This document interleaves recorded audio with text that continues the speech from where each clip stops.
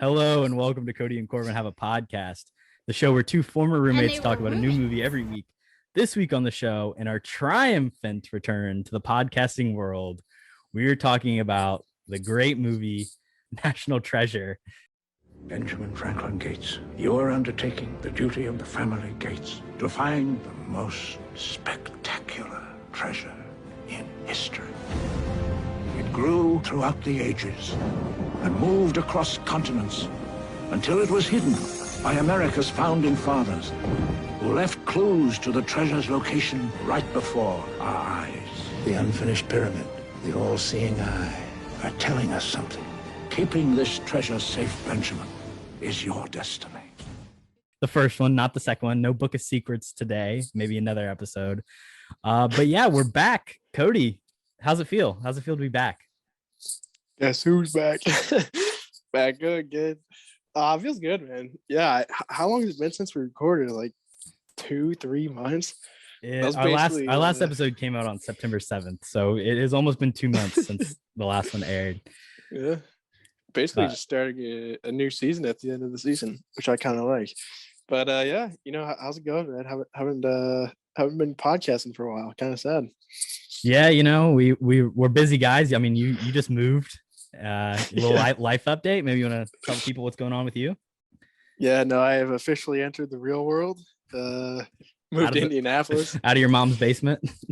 Yeah, moving in to your mom's basement and moving out of your mom's basement, they both have perks. I'm just dealing with just living life now.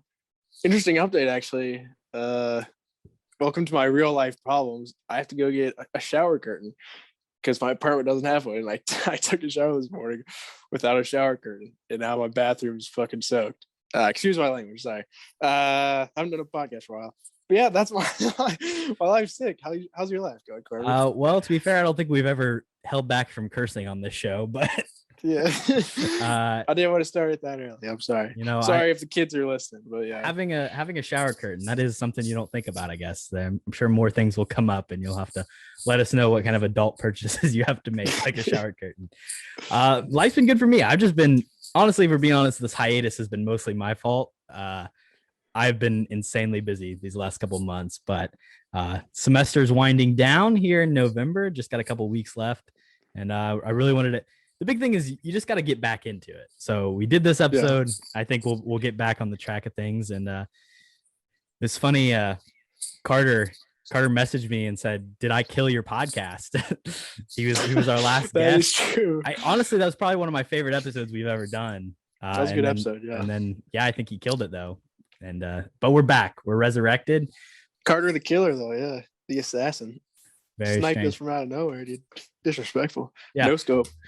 So this episode, we actually watched National Treasure. It's probably been a couple of weeks since I watched it, and probably about 2 months since Kody watched it. But yeah, I watched this about a week after I think we recorded that episode with Carter.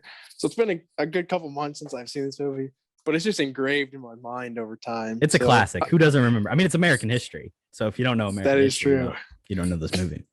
When I was in elementary school, I just threw out my history books and just watched this movie over and over again. And look where I am today. So, I definitely, at one point, I don't remember what grade, but we watched this movie in history class. I think 7th grade, we watched National Treasure. So I think I watched this in like 6th grade, and then in 8th grade, we watched a sequel.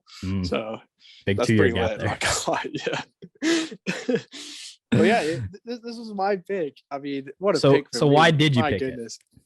Getting into our first category. Yeah. So basically, I think it's just a childhood favorite of mine. Like I said, seen it a ton. Also, Nicolas Cage is just, a historical genius. And, anything that comes out of his mouth, you just need to internalize and really think about over time. So I figured, we're a little bit older now. We should revisit this movie, see how much we missed about history. And I don't know. It's just one of my childhood favorites. Yeah, I mean, a movie where your main character is named Ben Gates. I mean, doesn't get much better than that. I mean, I believe it's Benjamin Franklin Gates. Yeah, classic. So getting into our initial thoughts after rewatching this movie, like you said, it's a childhood Mhm. favorite. Come back to it. I can get us started. This Go is for just it. a strange movie, just an odd one for them to make. I don't think it's based on anything other than American history. There's no source text. There's no greater IP here. It's not a movie that I think gets made today. This is what 2006, correct? Sure. 2004, 2004. I think Oh, 2006 was Book I of don't know. Secrets. This is a 2004 movie that is kind of just a relic of its time. Nicolas Cage, in hindsight, has had a very strange career, both prior and after the events of this movie. But something I want to talk about is this movie. It has a very idealistic view of America, and I think in something that you probably wouldn't make today. Like even if they made movies like this where there's no IP and there's no like greater previous story that will bring people in, I just don't think people like America as much as they did in 2004, as much as they did in this movie. Uh, there's a very positive view of a lot of historical figures who, in hindsight, not great people. And if you think about all this treasure that they find in this movie, probably stolen from a lot of other cultures, and in hindsight, maybe not the best thing. It's a very 2004 movie in that case. Uh, if this is true, if the treasure exists, then sign me up. I'll find it. Bull. Someone I let don't me know. find that. That is actually really funny. I think you just ruined this movie for me. I'd never thought about that at all. This treasure was definitely Pillaged. brought together in the worst way humanly possible. Absolutely. So yeah, thanks for ruining the movie for me. But they donate it though. They donate it back. I mean, they donate it to a bunch That of is white true. museums, and I guess they donate it to the Cairo Museum. And yeah, but supposedly. everything in museums is also stolen. Yeah. I love Black Panther. But yeah, my initial thoughts. I got a few. My first one is the opening scene, where it's like the grandpa telling the story to the little kid. I always thought that was a strange way to open it. I feel like if it wasn't a Disney movie, it would have been open just like normally. But I do like the grandpa. I forget the actor's name. He's some old guy. He's in Knives Out or whatever. But yeah, Plumber? I feel like Christopher Plummer. yeah, Plumber. He's I feel dead like now. that's just yeah, he died recently actually, so R.I.P. Maybe it was last year. But yeah, I don't know. That just always seemed like really out of place because the rest of the movie there's no like heart, and that's such a heart scene. The ending is, which I'll talk about, is just Nicolas Cage just like being a dick to Sean Bean. There's no heart at the end of the movie, which I thought was weird direction. Also, yeah, just the direction in general is very interesting. There's a lot of long Nicolas Cage monologues about history or whatever.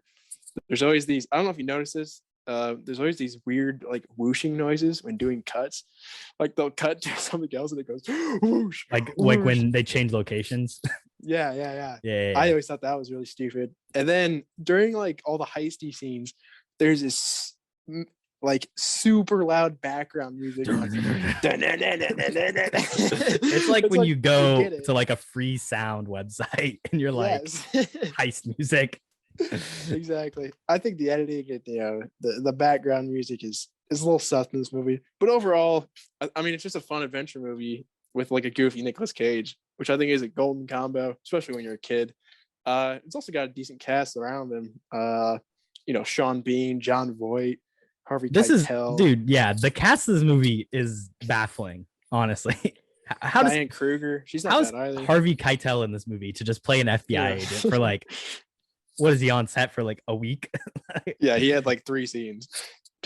It is strange how good of actors they got, but this movie knows what it is, I think, which makes it a lot better. It's not trying to be anything serious other than that opening scene, and it doesn't hold up great today, but I'll still watch it again if I'm being honest. So yeah, those are my initial thoughts.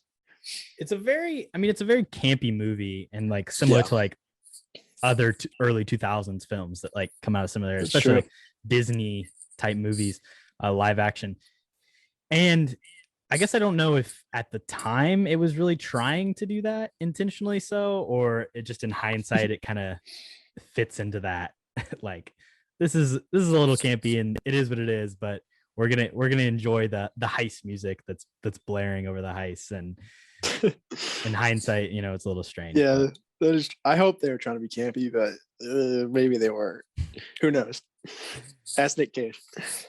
I think the way we perceive Nick Cage now as an actor, I think only exemplifies that factor, like makes it more campy. That is true. Because I mean, you have like what the Wicker Man is after this, right? Yeah, 2006. I think I was like 20. So I think that's like the full meme of Nicolas Cage. So he's not quite there yet, but now in 2021, looking at Nicolas Cage in this movie is just funny. He was peaking at this time. He wasn't at the climax. It's true. He was on the up. He was on his way up. Yeah. Is this his peak? Is this the best movie he's ever been in? Maybe. People like Con Air a lot, right? Yeah, Con Air's good. What do you say? They wait, step away from the bunny. So, something like that. That's not a bad movie, though. John Malkovich. But yeah, it's got to be in his top 2 or 3. I'd say pretty easily. Have you heard about the Nicolas Cage movie Pig? No, I haven't heard of Pig. It came out this year. No, he's not a cop. He's a farmer, and he has a truffle pig. It's like John Wick, but instead of a dog, there's a pig. Like someone steals this dude's pig. I'll have to check it out. He goes on like a killing spree. It was supposed to be pretty good. It came out this past summer, but I never got a chance to check it out. So, I definitely won't watch that movie. Or the great movie Willy's Wonderland, which is like Nick Cage but Five Nights at Freddy's. And this is like a 2-hour movie where Nick Cage does not say a single word the entire film. Wow. Like other characters that's talk, a masterpiece. but he does not speak, and then he kills like animatronic Chuck E. Cheese type characters that are murdering teenagers having sex. It's on Hulu. Classic. Check it out. Shout out to Liam. Liam loves the movie. He's the shout out Liam for watching that. Yeah, thanks for that. Let's move on to our stupidest part. You stupid. I have 2 things here, but you want to get it started? Yeah, I have a few. Most of them revolve around one scene in particular, and it's the scene pretty early on, actually, where they dig up the big boat. Ah, yes, me as well. And, yeah, the first part of it is pretty obvious. Right when they start digging, they just miraculously end up digging, the name of the ship, which I mean is interesting in concept, but in execution makes no sense at all. And then after that, just continuing on this scene, Nick Cage, for some reason, when they get that first clue, he just, for some reason, just stabs himself and uses blood as ink. They could have just waited, gone out, get out of the cold. Then he would have had leverage anyways. They're not stuck in this ship. So not smart there from Nick Cage. And then lastly, I mean, how do they not all die in that room of gunpowder? Sean Bean, he does have good hands. He caught the stick, but then it all lit on fire anyways. They're all dead in 2 seconds. That's just that's half my dumb part all rolled in one. Sorry if I stole yours there, but yeah, we'll hop over to you. What you got? Well, the first thing I wrote down is that boat explosion is insanely huge, and there's no way anyone survives. And I think that's any person could identify that fact. But I think something you mentioned, there's a lot of luck that goes into this movie. Nicolas Cage, Benjamin Franklin Gates is a great treasure hunter, but also just a very lucky guy. There's a lot of things that happen. I mean, they're searching like the entire North Pole for a ship with a metal detector, and they finally find it. Like, okay, sure. But I guess that's what years of effort gets you. My second thing is, I think it's when they go to Philadelphia, and there's the whole clue about like the shadow of the building will land on like where they need to go. The thing is, like, with the way our Earth revolves around the sun, shadows do not stay in the same place every time. Like, yes, at a certain time, a shadow will be pointed a certain direction, but in May, it'll be different from the direction it points in December. So they just got really lucky that the exact time of year that they needed to be there and see this hit the right location, they were able to get the treasure, but it would not be in the same location throughout the year. So that's just some BS, some movie BS right there. Oh, I respect that. Yeah, we got a shadow expert in the booth here.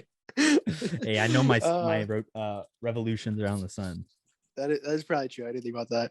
I did have another thing with that whole Philadelphia scene.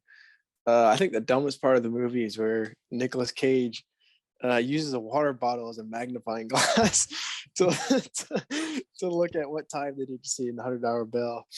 I mean, that's classic Nick Cage, but that is pretty stupid. I also did want to talk about just the premise of the movie and how hard do you actually think it would be to steal the Declaration of Independence? Because they have two different ways, and nothing really ever happens to them at all, which is interesting. I mean, no one has probably ever tried to steal the Declaration of Independence, but I don't know. I feel like it would be a little bit harder than that. I like, based off this movie, I feel like me and you could steal the Declaration of Independence. Right, because they're not bank robbers. They're just historic. Like, yeah, Nicolas Cage just steal it. Like, I don't know where he gets these skills. Cameras. Yeah, they hacked a couple cameras, and Nick Cage just went James Bond, which I mean isn't that hard to do? I guess, yeah. So I'm not sure if that's a dumb part or not, because maybe it is that easy to steal the Declaration of Independence, and nobody's tried it. So yeah, I'm not sure about that, but that is the premise of the movie, to be fair. Yeah, that is dumb. Moving on to our favorite scene. She is very gorgeous to me. Talking about the Declaration of Independence heist. That personally is my favorite scene. I mean, as stupid as it is, I think it's just, yes, the music is bad, but it's just the most fun scene in the whole movie. Because you're like, oh, what are they going to do? Is he going to escape? And then the part where he has to pay for it at the gift shop because she thinks that he's trying to steal a copy version, and then he pays for it. I just think that's pretty funny. So that's my favorite scene. That was a good scene. Yeah, no, I had that down as one of mine as well. I think them shooting at the bulletproof glass is iconic. I love that part for some reason. But my pick for best scene is it's near the very end, so I'm gonna spoil the movie if you haven't seen it. It's where Sean Bean is getting arrested, and Harvey Keitel's great, so blah blah blah whatever. Then Nick Cage just peeps out of the shadows. He gives a little smile, a little wink. I mean, if that isn't like the most iconic, best thing in this movie, I don't know what is. Every time I see that, I start crying, laughing because it's so funny, so I don't cheesy. Know. And it doesn't make a, because how do they beat him there? Like, I don't know. Because Nick Cage goes, he's like, "Do you have any forces in Boston?" And then they could just send anybody out to arrest him, but Harvey Keitel and Nick Cage are just there. Maybe they're planning out how to break into like a church for 48 hours. I doubt that because it's Sean Bean. But yeah, I love that scene. Just a little smirk Nick Cage got.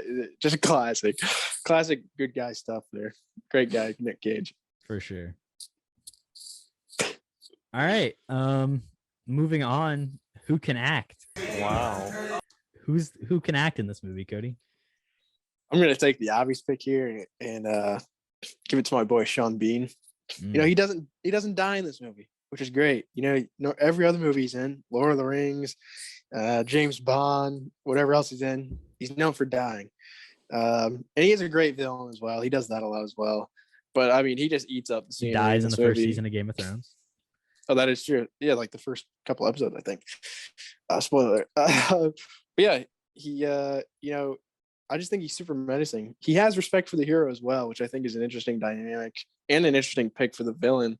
Someone who's like half working with Nicolas Cage half the movie, but obviously he's going to turn on him at every point.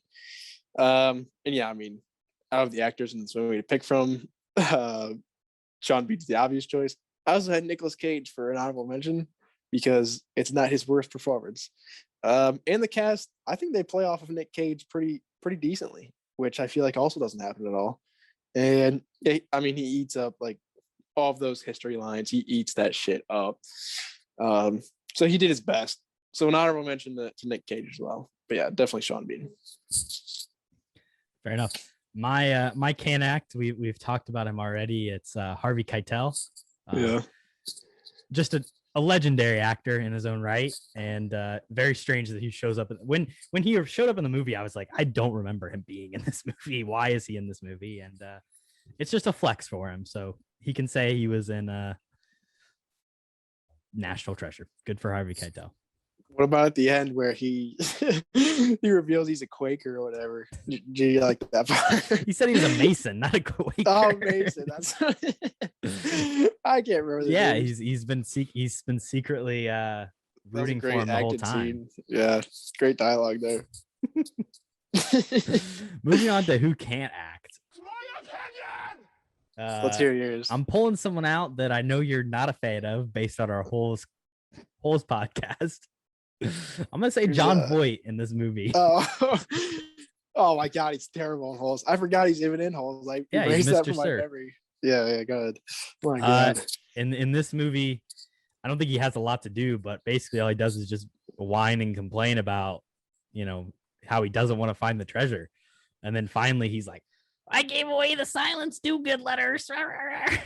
He's just an old man, and he has nothing, no heart, no love. He's an old man. He sucks. He's just petty in this movie. And then at the end, he's like finally wants to contribute, and it's too late. Too late, Grandpa. Fuck that dude. Wow, going against Mr. Sir like that. Who do you think can act? I have a couple here. The first one is his name's Justin Bartha. He's that guy from The Hangover who gets lost. He's Riley in this movie. He's actually pretty memorable in this movie, but I mean, he's just not a good comedic sidekick. I don't think at all. Dude, I hate his character so much. Yeah. I mean, his character's all right. I don't like the performance at all. He's just not funny. He's not smart. He plays it as if the jokes are bad. Yeah, I don't know if it's his fault, but yeah, the jokes are also bad. That's probably writing's fault. But I mean, he's always like acting shocked or acting stressed by what Nicolas Cage is doing. Like, he's always at like 100%, I feel like. And he just can't match Nicolas Cage like physically, I don't think, in that sort of context. So I said he's probably the worst. I also had Diane Kruger down. I'm not sure if she had the same accent that she had in Inglourious Bastards. But it kind of sounded like she was trying to do a low-key German accent in this, which was an interesting choice. Well, actually, I don't even know. Maybe she is German, so maybe I shouldn't say that. But she has a decent American accent. I think I've heard it before. But anyways, yeah, I just don't buy her and Nicolas Cage together. They have no chemistry. And she's just like being a snarky asshole the entire movie, which I don't count as a good performance. So yeah, I went with two like the side characters, the guy from The Hangover and the chick from Inglourious Bastards. Come on, do better.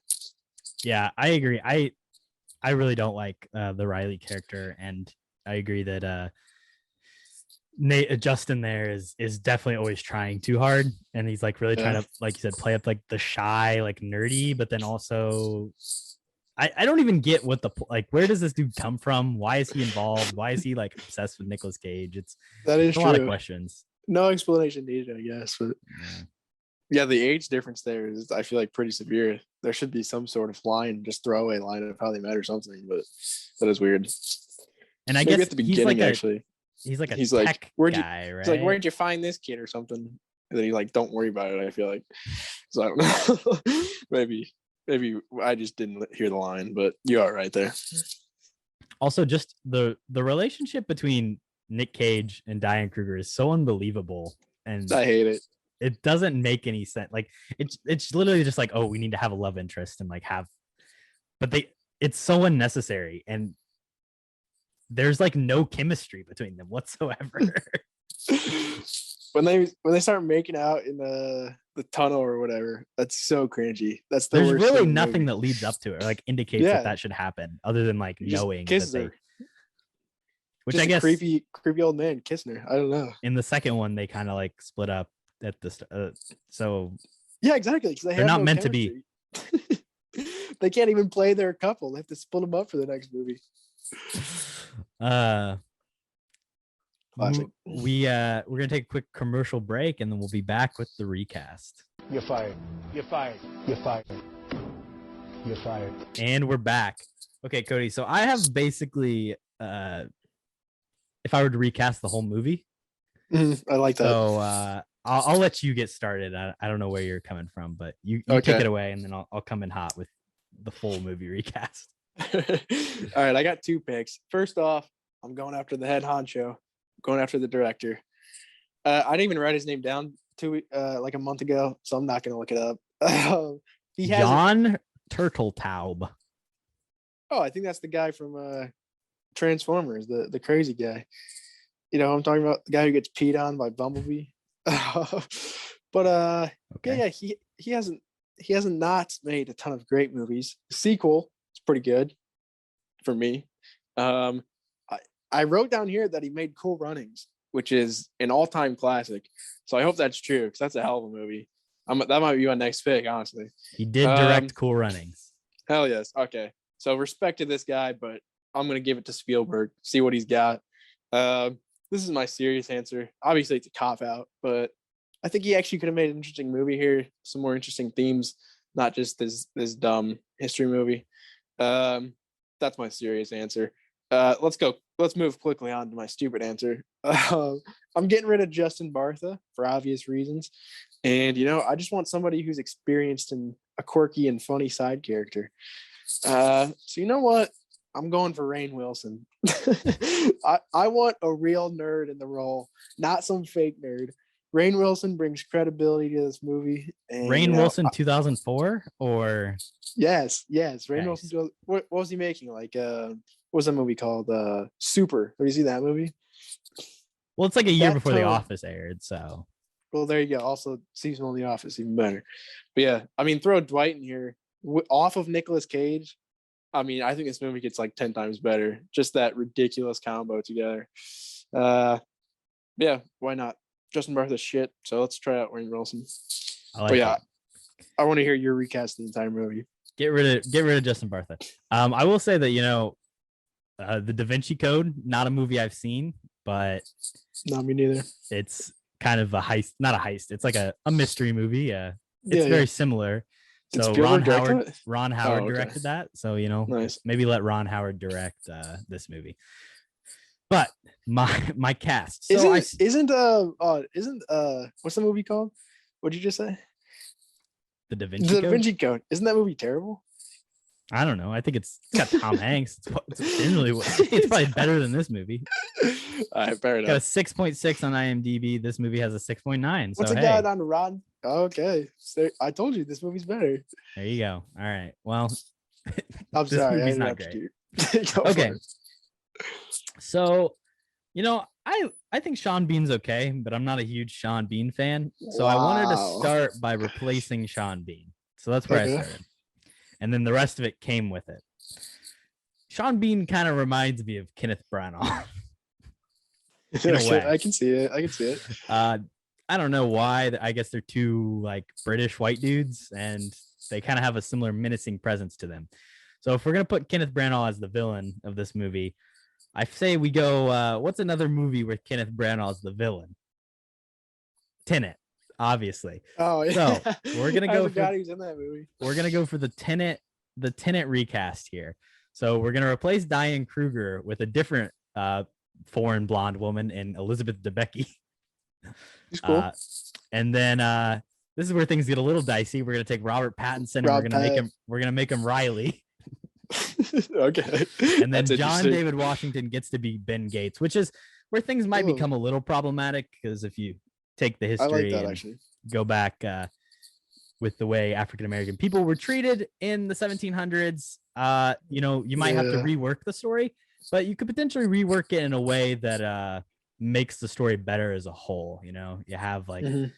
some sort of African American man in the North during this time, then gets to reclaim the treasure for in spite of all the terrible things the American people have done to people of color over the years. So could be an interesting twist. Oh yeah. I don't like know that. about him being named Benjamin Franklin Gates and John Adams and all that. His family being so closely tied to the founding fathers, but I think that might create a more interesting conversation, and that's probably more a modern version of this movie that could be made. So that's my take. Replace this I movie get- with the Tenet cast. I can let's- actually see that movie. No Christopher Nolan, though. No one please. has to direct though. Yeah. No, thank you. He can direct his Oppenheimer biopic. that's pick true. that he's doing with Cillian Murphy. Cillian Murphy. Yeah. I'll see it. So yeah, that's my. I think the place that this really falls is the Robert Pattinson as the Riley character. He's too cool to play that little weird nerd. So might have to do some rewriting there as well. But I think otherwise, it's all hits, no misses. You should have made Rob Pat the villain. Let Kenneth Branagh direct. Oh, there we go. If this was Shakespeare, then sure. Moving on to Welcome to the Academy. There's a mistake. Moonlight, you guys won Best Picture. Moonlight won. What are we awarding this movie? I'll take it away with the first one. Most American movie of all time. Nice. It's up there. What are other American movies? I don't even know. The Patriot. Yeah, that's a good one. Cool Runnings. Cool Runnings. It's a classic. That's about National Treasure 2. That's about I think Cool Runnings is about Jamaica, actually. Kind of the whole point of the movie. Miracle on Ice. Yeah, that's a good one. I was just gonna say that. I think this and Miracle on Ice tie. Birth of a Nation. That's a pretty American movie. No, okay. Moving on. My first one. I think this is the clear winner. We have the creepiest runner of all time for Nicolas Cage's run after Diane Kruger in the last shot of the movie. I mean, what is he doing?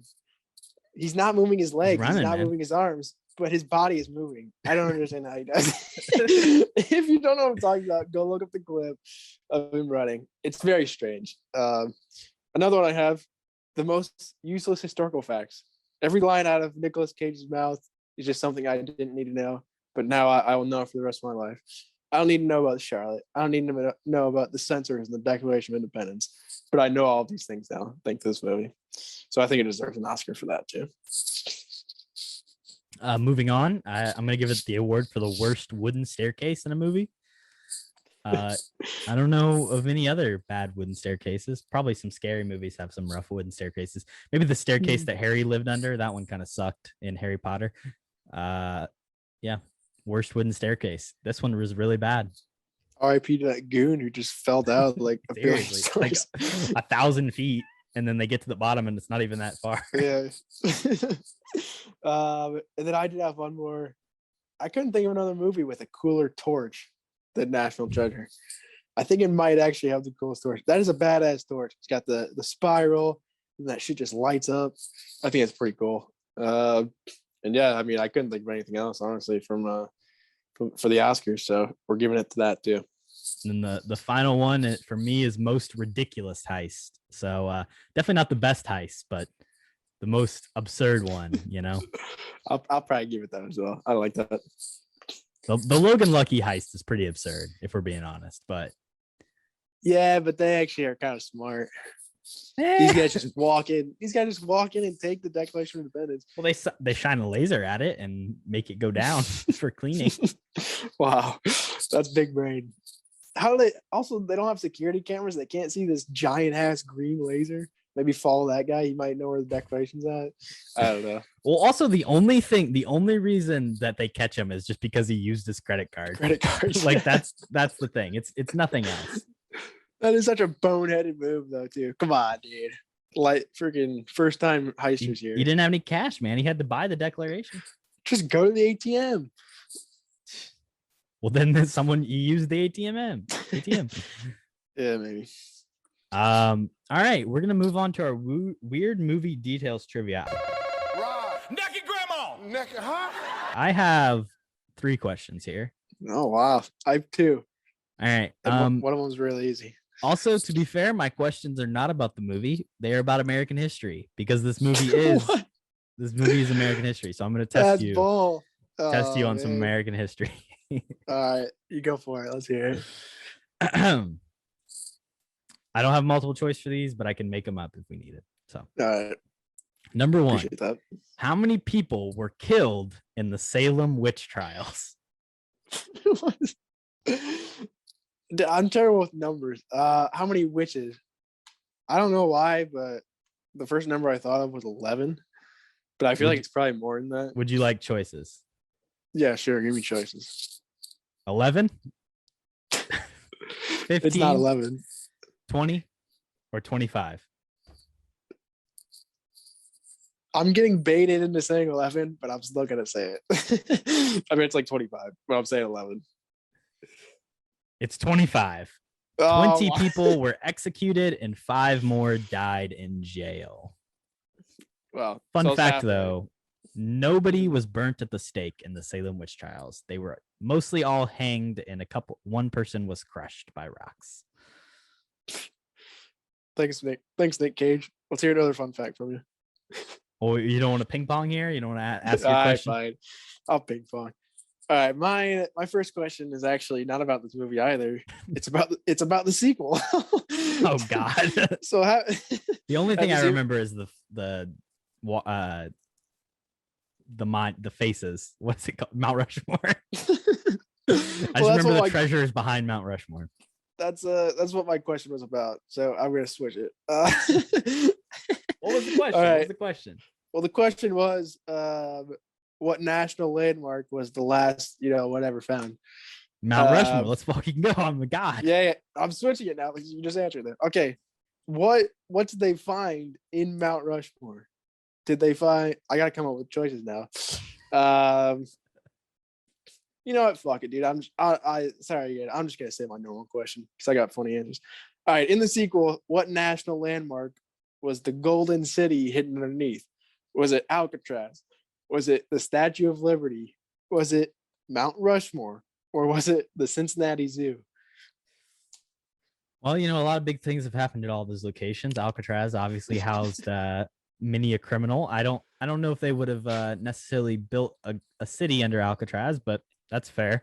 Although, it doesn't make a lot of sense that they would have a golden city in North Dakota either, but that's true. That seems likely. Again, Ellis Island and Liberty Island, those that, historically that would make more sense. And of course, the Cincinnati Zoo is the location of a terrible tragedy in the death of Harambe. So all great options. They built it for Harambe. But my answer is going to be Mount Rushmore because nothing good happens in Ohio.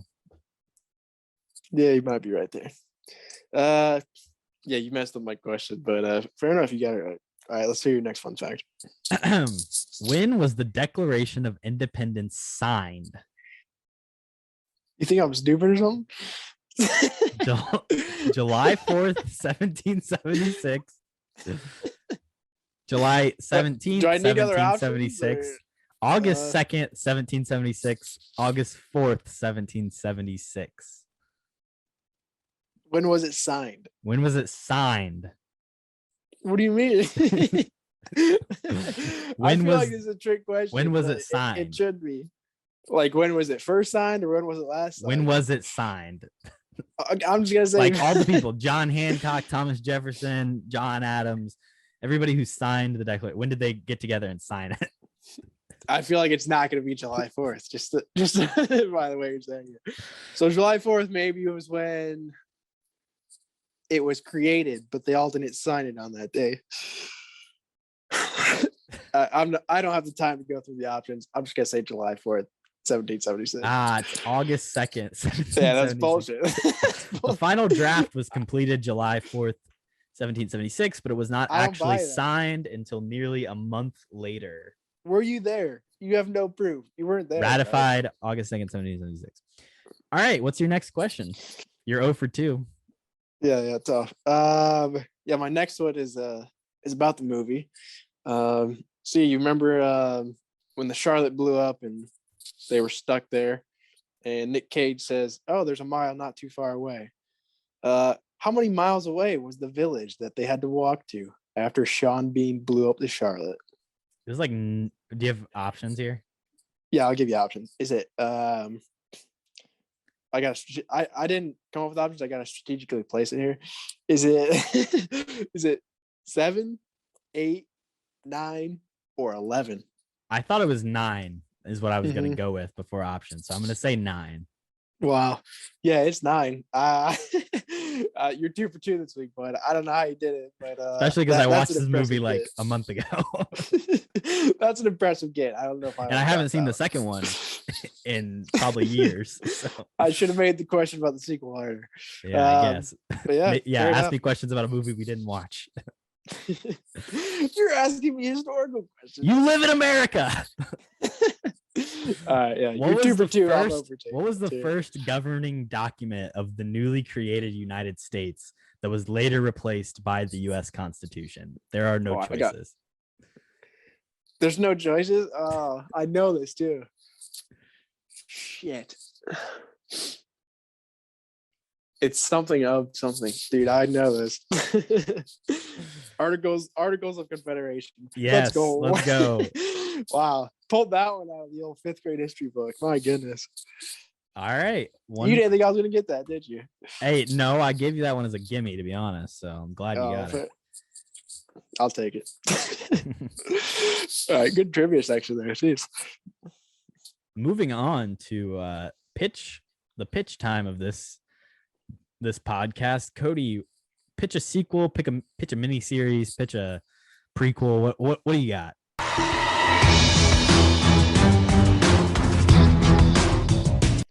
Well, I got a sequel for you. It's a damn shame, honestly, that National Treasure 3 didn't happen, because the second one, it was decent. The third one, I think they could have done some big things. And that's what I'm pitching today. So basically, I think I'm sort of like retconning it.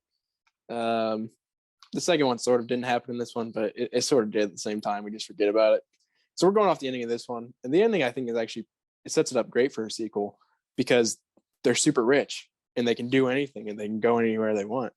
So yeah, for National Treasure 3, everybody knows my rule. Somebody's got to die. You know what? I think it's Riley's time to go. Someone's got to die. R.I.P. to him. But yeah, somebody's got to go. But you know what? He didn't just die of like natural causes. This was a murder. And yeah, I think one of the biggest problems with the sequel was the villain. Ed Harris was all right, but he's kind of a good guy at the end. And I don't like that at all. So we're going full out, just serial killer. Sean Bean is back, and he's back for vengeance. He broke out of prison somehow, and he's coming after the crew. And he already got Riley. And Nicolas Cage and Diane Kruger are next because they're supposedly together. However, Sean Bean has also obtained some new info about another treasure hunt. And guess where they're going?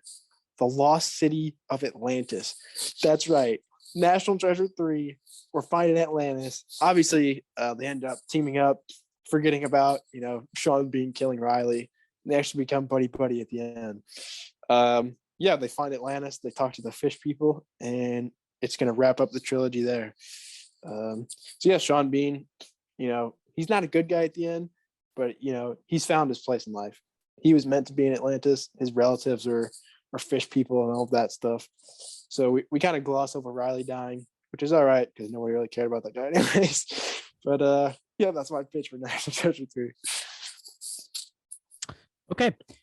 There's been a lot of talk about whether there's going to be a National Treasure 3. It may or may not still be happening. Who knows? Apparently, there's a National Treasure TV series that's going to be being released on Disney Plus at some point. So I'm guessing not featuring the original cast. But yeah, I was gonna say I'll watch it if it's got Nick Cage, but they're not going to bring him back. My pitch is twofold. First of all, I like the Atlantis idea. There's an animated Atlantis movie, The Lost City of Atlantis. Let's make a live action version of that with Nicolas Cage as the lead. He can play the dude with glasses. He might be a little old for it now, but I'd still like to see it happen. And secondarily, my other pitch is just give me the prequel. Give me Christopher Plummer as a young guy, or maybe even the prequel of like how this treasure gets hidden and all the clues and everything that goes. You could have a little bit of like you could have some flash forwards to the original movie incorporated in the prequel as they make these clues and they hide them and then show them in conjunction with the way that Nicolas Cage then discovers them and solves them. But I think, just give me the background. How did this treasure end up here? How did they build all this? That's my pitch. Otherwise, I really don't want to see anything in this universe because it's kind of stupid. Yeah. No offense, but that sounds like a snooze fest.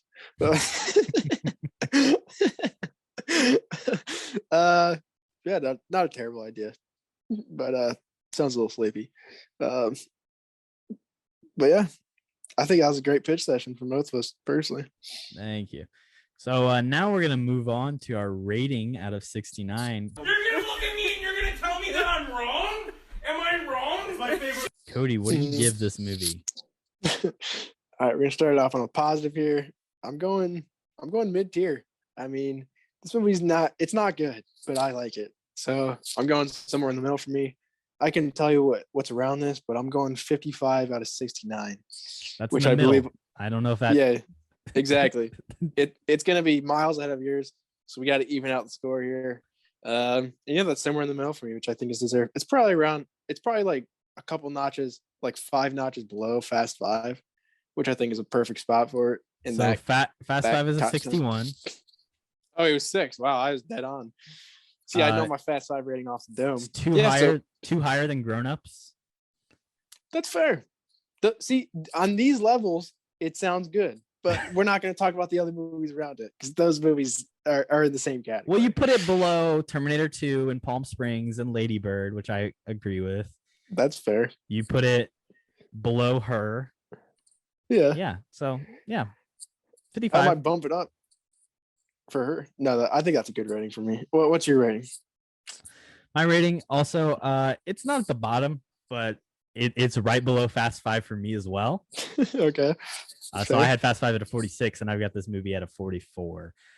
So on our scale, I would say it's pretty similar, but better. I thought it was a little bit better than the original Spider-Man and a little bit worse than Fast Five. So I believe I gave it 2.5 stars, or maybe 3. I think I gave it 3 stars on Letterboxd. So 44 for me. I don't even think I reviewed it on Letterboxd. I gotta go do that. Damn. Gotta give it a 5 star.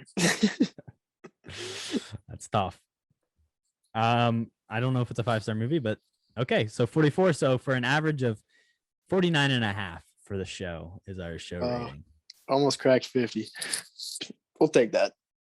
All right. Take that for National Treasure. And that is our thoughts on National Treasure. Before I guess as we move on, Cody, what have you been into recently? Obviously, it's been a while since the last podcast, but anything specifically you want to talk about? Or yeah, I got a you're whole looking list of forward things to?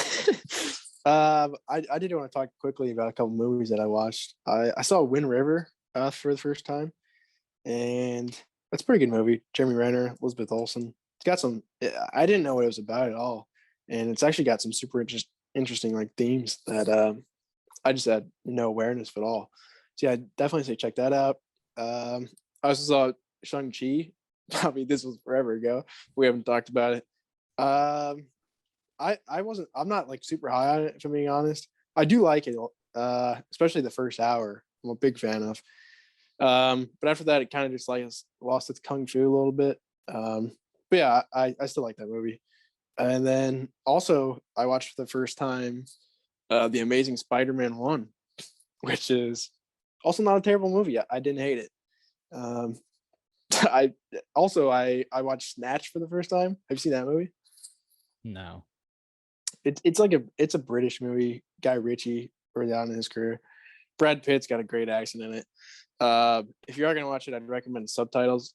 I can't understand half the shit British people say, so definitely do that. But good movie. And then the last movie that I watched more recently is Prisoners, because I wanted to see it before Dune, see what Denis had up in his tank for that. Yeah, I mean, dark movie. I might be turned around on Jake Gyllenhaal, honestly, because he's pretty damn good in that movie. Let's go. That's the first thing I've seen him in where I'm like, all right, I think I might be wrong about Gyllenhaal, because that is a ridiculous performance. Also, Hugh Jackman. I mean, how did he not win an Oscar? That is insanity to me. He is a psychopath in that movie, and yeah, I mean, it just asks those hard questions that you don't want to think about. But I did like it. I don't know if I'll watch it again anytime soon. It's a hard movie. Yeah, it's a hard movie to watch, but I'll probably revisit it in a couple of years because I think it would be fun to watch it a second time through, knowing what happens. But yeah, those are my recommendations. Also, one more thing. I'm sorry. how have I been on the show this long and not talked about Survivor? Hey, I've been watching Survivor too. We can Yeah, have a season recap if we want. Season 41. In a word, if I had to describe it, I'd say shit. But it's had a couple good episodes here and there. They're just doing too much, man. What are these twists? There's 10 twists every episode. There's 50 advantages. I mean, I get a lot. I get it's modern Survivor, but dude, just let the show's been on so long for a reason. Like, it's a good method, and then just every single person brings something different into it. The way they're doing it now, I mean, I'll still watch it because why not? But I'm not a big fan of the season. But yeah, that's all my cup. Long list. Let's hear your recommendations.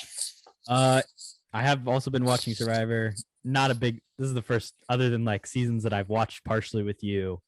I'm not like a huge Survivor guy, so they definitely are doing a lot. Like there are so many advantages, and like if this team does this and this gets found, and like just like the most complex stuff where like you're like, I don't even know what's happening now. Like, yeah, or like this person got voted out with an advantage. Like, what happens now? Like, and it's a lot to deal with. Also, you've seen like the worst 2 seasons, I feel like. You watched season 39 with me. Yeah. And specifically the episode dealing with like sexual assault. Where the dude was like healing up girls. That is the worst season ever of Survivor, I think. It's up there. So yeah, you've seen some stinkers. You gotta check out some of the better seasons because it is a good show. But yeah, go ahead, say. Something I did since our last episode as well is I watched The Amazing Spider-Man and The Amazing Spider-Man 2 for the first time as well. I would say that first Amazing Spider-Man movie like is actually very good. Like, is underrated. People talk a lot of shit about Andrew Garfield as Spider-Man, and the second one's not great. Like, I will say that, but I think that first one really encapsulates like a good Spider-Man movie, and I think is really successful. I think I put it as maybe my first or second favorite Spider-Man movie ever. So say shout out to that. He really does a weird accent in the second movie, which is strange. He really tries to go to New York, and it does not work as well. Also, they introduced like a billion Harry Osborn as like a weird, creepy, But I wish they would have made a third movie. You know, I would have loved to see the Sinister Six. They always set up the Sinister Six in a Spider-Man movie, and then they stop making them right before they're gonna do that. So it looks like we're finally gonna get it here in December, and I am excited for that. Also, check out Dune. I think probably hopefully next episode on the podcast, Kody and I can have a more extended discussion about Dune and what we think about it. I don't want to spoil anything, but I think it's a really good movie. It is a part 1 of part 2 of 2 parts potentially. It's already been greenlit, I think. Yeah, they officially have greenlit it for 2023, but it definitely feels unfinished. Is my biggest complaint about it. But it is stunning. So, and my favorite movie so far this year that I've seen. In New York, I got to check out a movie called The Eyes of Tammy Faye, which is something that Carter talked about, and I think maybe you talked about on our last episode as potential Oscar contender. I would definitely say it is an Oscar contender. Jessica Chastain and Andrew Garfield. Speaking of Andrew Garfield again, acting their asses off in this movie. The movie itself is okay, but definitely some great acting and some fantastic costume and makeup design throughout. Also watched Venom: Let There Be Carnage. Not a great movie. Not better than the first Venom in my opinion. I think the CGI looks actually really sick, and I think Carnage looks awesome. But in terms of storyline and just like everything else that goes into this movie is just not very good. It's just dumb. Wasn't it really short? It's a cool 90 minutes, which like I enjoyed the fact that, like, okay, if I'm going to see something stupid, it's only for 90 minutes. I know my roommate Austin was talking about how he wished we would have gotten more to then try and expand the story and make it better. But I think they gave us what we needed, and any more time would have just been wasted. My life wasted. So I will say that. Also just, continue to go see movies. I'm looking forward to a few that are coming out. I didn't get a chance to see The Last Duel, and they already pulled it out of theaters, which kind of sucks because it made like 4 million. But I've heard really good things from the people that have seen it. Like Jake saw it. Some people that I think I think Carter went to go see it. Some people that podcasts I listened to went to go see it, and they all enjoyed it. It's just nobody wanted to go see it because of poor marketing or whatever. But still a lot of great movies coming out. Last Night in Soho, not getting the best reviews, but it's out. Eternals next weekend. Don't Look Up coming out in December. A lot of good things on the horizon. So continue to be on the lookout. Eternals isn't getting good reviews either. No, that's got like a 59% on Rotten Tomatoes. It's still very early. There's only like 113 reviews, but I know the big complaint there is that there's not like a good, strong villain, which, MCU movies never do. But I think, and one as expansive as this, it's bound to happen. I do want to ask you, what were your final thoughts on What If before we? Oh yeah, I had that in my list as well. I just skipped over it. I mean, for the concept, I do like the series as a whole. I wish they didn't cut out that Gamora episode because that looked like a good episode. The finale, I'm not sure what to think about it. I like the episode before it with Ultron just taking on all these multiverses, but the finale I thought was just a cut and dry classic MCU thing that they would do. I mean, there are some standout episodes. Obviously, the Doctor Strange one was really good.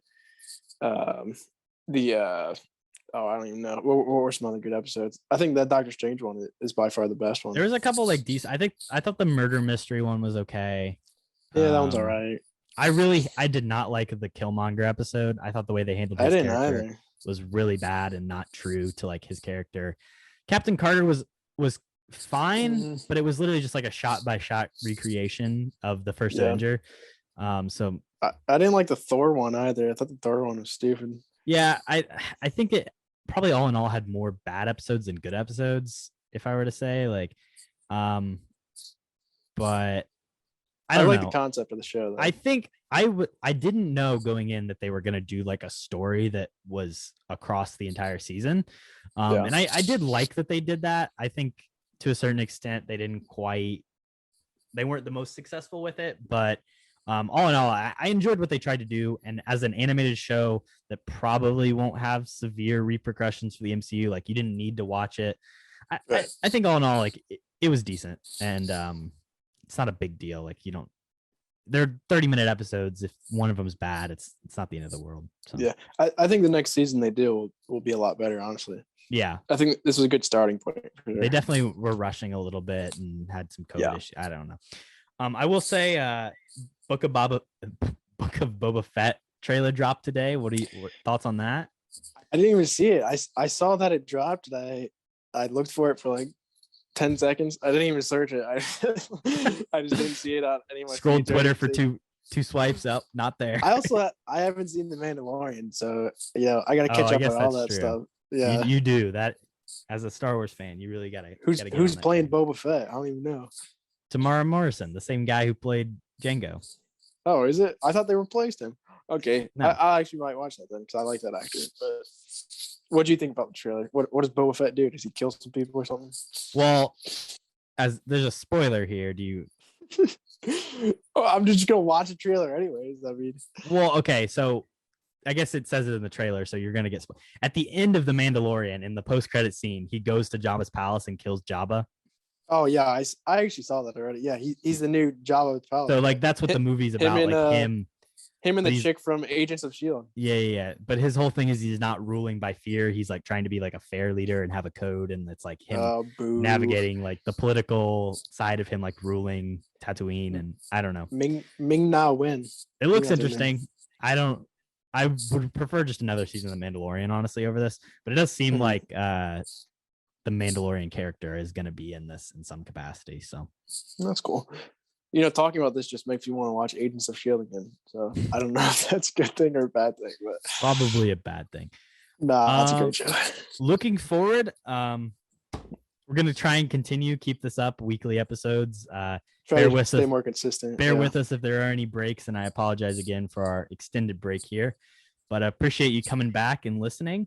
I've got some ideas for some more things like we did in our last episode of kind of switching things up and not sticking with the same format, but we're definitely going to continue to have guests on and continue to talk about movies that we like. So if you want to come on, let us know, as we always say. And if you have any ideas for, coming on and doing something different, you're welcome to pitch those to us, and we'd love to have you. So that being said, thanks for listening, and we'll catch you next week. Peace.